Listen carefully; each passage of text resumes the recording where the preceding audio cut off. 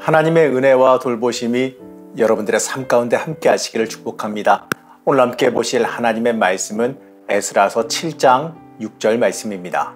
이 에스라가 바벨론에서 올라왔으니 그는 이스라엘의 하나님 여호와께서 주신 모세의 율법에 익숙한 학자로서 그의 하나님 여호와의 도우심을 입음으로 왕에게 구하는 것은 다 받는 자이더러니. 오늘도 engage 말씀 묵상과 함께 하시는 성도님들을 축복합니다. 이제 이 예루살렘의 성전은 완공되었습니다.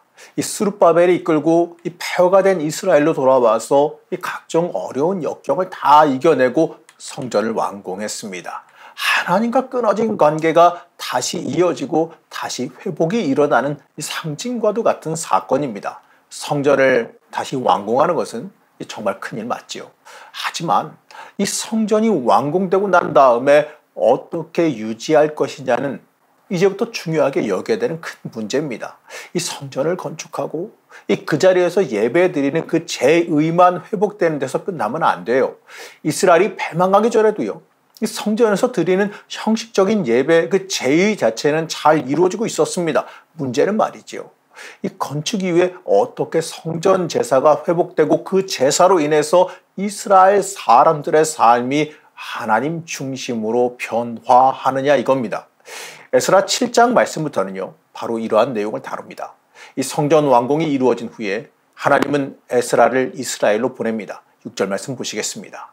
이 에스라가 바벨론에서 올라왔으니 그는 이스라엘의 하나님 여호와께서 주신 모세의 율법에 익숙한 학자로서 그의 하나님 여호와의 도우심을 입음으로 왕에게 구하는 것은 다 받는 자이더니. 성전이 완공되고 나서 대략 57년이 지났습니다.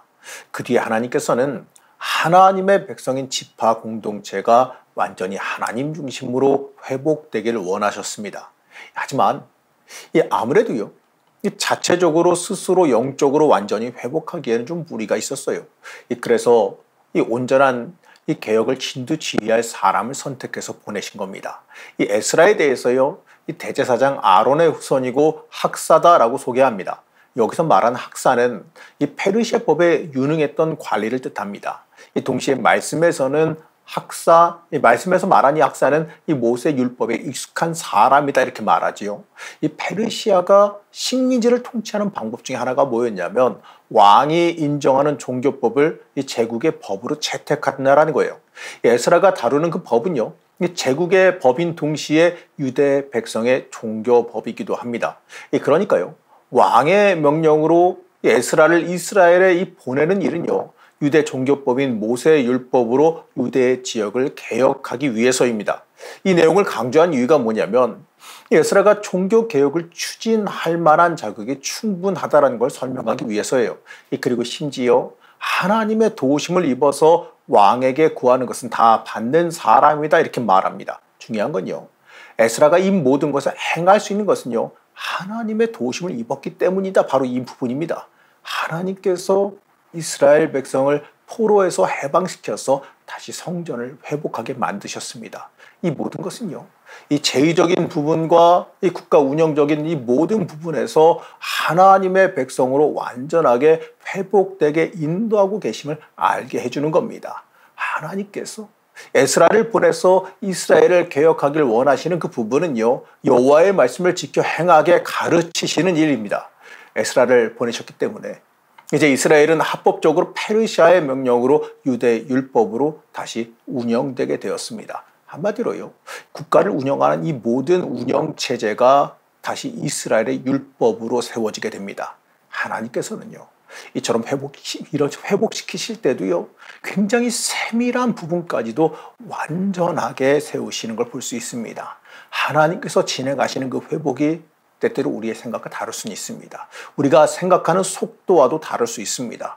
하지만 하나님은 잊지 않고 회복시키시는 걸 믿으시기 바랍니다. 여기서 잊지 말아야 되는 부분이 하나 있는데요, 이 회복은 사람의 욕망이 채워지는 일은 아니라는 점입니다. 물론 이 물질적인 회복, 삶의 평안도 따라올 수 있겠죠. 하지만 그게 목적은 아니라는 거예요.